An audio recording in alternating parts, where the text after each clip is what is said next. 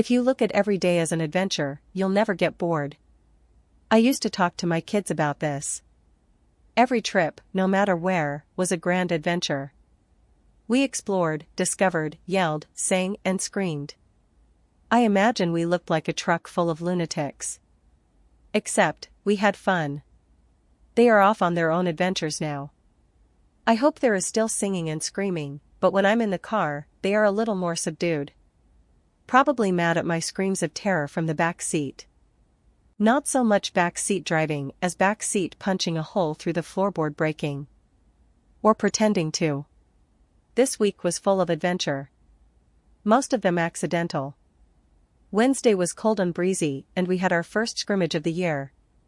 I couldn't feel my ears or toes or nose, despite 4 layers of clothes. The ballpark has a unique geographic advantage of being about 50 degrees colder than anywhere else. Frozen toesies and nosies meant heater on high for the drive home. It's a 20-minute ride, almost all interstate.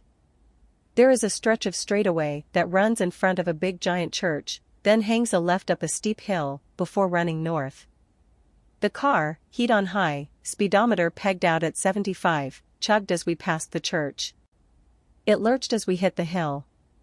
The computer went nuts, shooting out codes and signals for emergency and disaster. The gearbox was offline, the solenoid wasn't reading, the shifter was broken. And then it stopped running. The engine didn't shut down, so much as there was no thrust. No go. Every tried coasting up a hill, over an overpass, and praying for the shoulder 100 yards away while traffic whizzes around you at 90 miles an hour?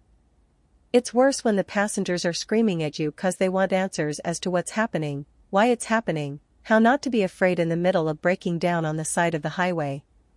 These things seem worse in the dark,